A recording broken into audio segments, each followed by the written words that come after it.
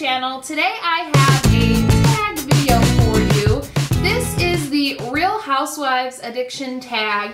It was originally created by Leanne from Leanne Says and Dana from Dana Ann, which I believe formerly known as Lolly Dolly. I'm actually uploading this today with two of my great friends here on YouTube and in real life, Rochelle from Glam Moms and my friend Andrew from Andrew's Addiction. I'll list their channels below. We were actually messaging each other the same time that this tag video went out. We watched it and we said we had to do it. Huge Real Housewives of any city fan.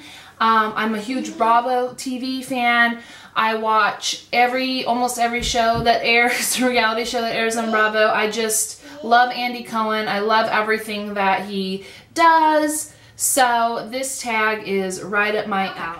Question number 1, favorite cast or all-time favorite ladies are the original Housewives, the ladies of the OC.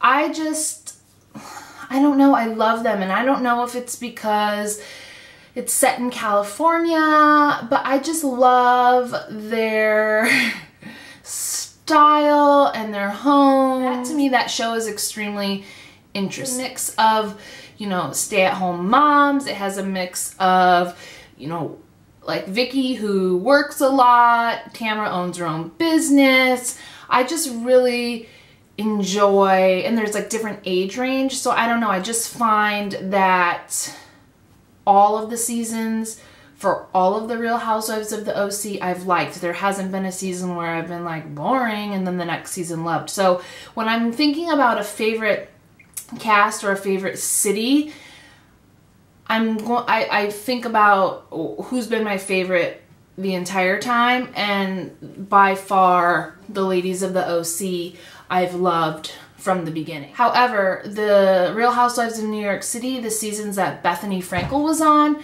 I love those, but I can't say that I love it now because I find the season kind of boring. It's the same story week after week. I like some of the ladies on there a lot, but I don't necessarily like this cast or the city as a whole, if that makes sense. Number 2, the least favorite cast or city.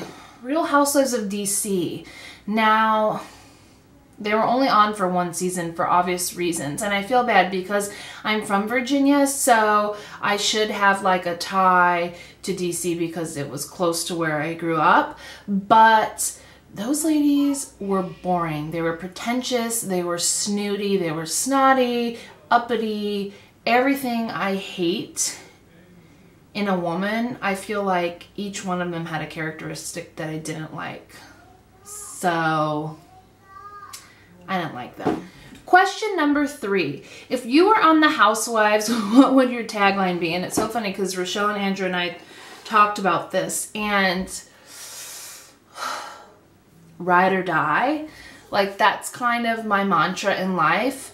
Like, I'm extremely loyal and I'm a really good friend, but the minute that like I feel double-crossed or backstabbed or taken advantage of, I'm like done. Like, you're dead to me, I'm over you, I'm moving on, and that's the end of it. Like, you've never existed. So I think that would be my like motto, like, I'm ride or die. If you know me in real life, you will know that that is absolutely true. Number 4, best hair and makeup.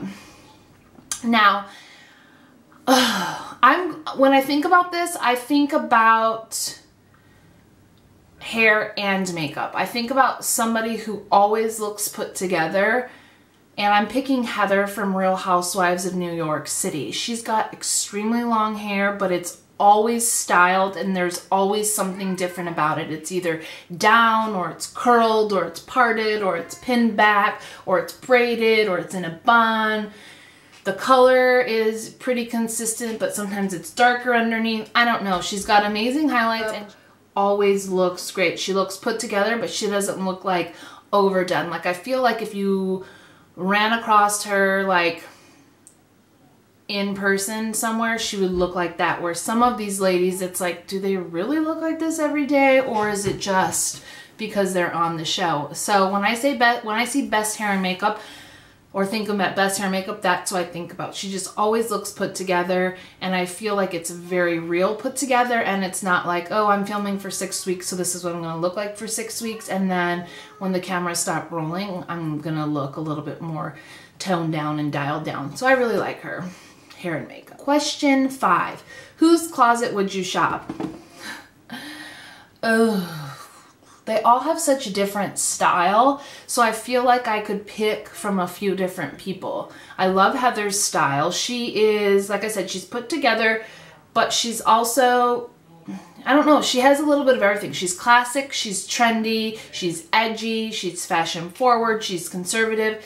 She can be like Jersey girl, she could be businesswoman, corporate work. I mean, she just has a wide range of style, and everything looks good on her, which doesn't mean it would look good on me, but I feel like if I going to shop her closet, I'd be able to pick out several different pieces because she's so different and diverse as far as her fashion goes. The OC always has amazing baubles, like necklaces and earrings, and tops. So her Nene Leakes, she's got some outrageous things, but she's also got a closet full of Louboutins, and so obviously I'd want to shop her closet. Question number 6, whose house would you want to live in? I would probably want to live in like Luann's Hampton's house. That house is gorgeous. It's just beautiful, and it's got a pool, and it's got land. It seems like it's in the middle of nowhere, but it's not, and it's got that cottage chic feel to it. I like that. I also like Vicky's house. I like the outside more than the inside. I'd probably have to change a few things on the inside just because the decor is not similar to my taste, but I do like the layout and the structure and how appealing, visually appealing it looks on the outside. So yeah, you see, you guys, these detail of my answers, you know I'm an addict. Number 7, best looking husband. Well, obviously Kyle Richards. Maurizio is hot, hot, hot. I also like Joanna from Real Housewives of Miami. Her husband Roman, hot. So yeah, those two, Roman and Maurizio. Number 8, whose bad side would you never want to be on? Oh, this is easy. Hands down, Vicki Gunvalson. Now, the thing about her is, okay, so some women hold grudges privately, and they like stab you in the back and talk about you behind your back. She does it to you like in front of you, face to face. Like if she doesn't like you, you know. She talks about you, she ridicules you, she puts you down. She also, like if she doesn't like what you're saying, she like pretends to snore. She just doesn't seem like, if she likes you, she like really likes you. But if she doesn't like you and you're on her bad side, she's evil and mean. Number 9, who starts the most drama just for camera? Don't they all? I mean, seriously.